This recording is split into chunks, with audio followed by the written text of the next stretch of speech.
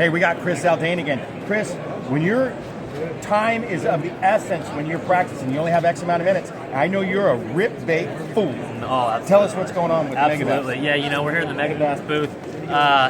Jerk baits. I used to call them rip baits out in California. Now we moved out east, and these big giant jerk baits, they have a tremendous amount of drawing power.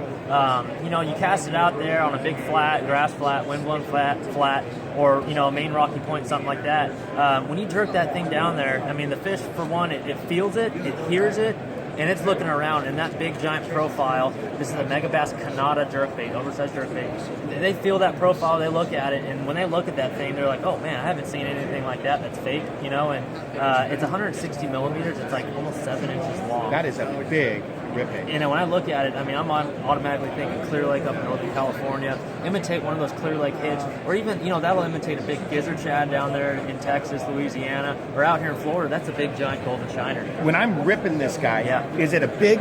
It is. Is it a big Z or is it tight? Yeah, no, I like a jerkbait that runs side to side real hard. The other cool thing about this is it's actually a slow floating jerkbait. So in and around weeds, up and down obstacles, you could jerk it down into some of those weed holes, let it float back up over that clump, and then jerk it right back down and get those strikes.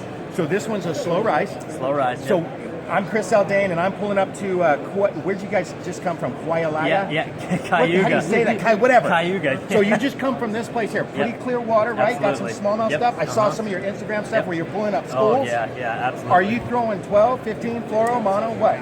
Since this is a floating bait and I will throw it around weeds, holes, and voids in the weeds, I want to throw this on a 20-pound monofilament line. I know monofilament's kind of old school. I like a Seagar monofilament. Their 20-pound mono is like a 15 to 17-pound diameter, and I like the fact that it floats up. Again, when your line floats up and that bait floats up, you're able to control it in and around those holes and almost walk the dog through those holes. So that's a really cool aspect that a lot of guys overlook.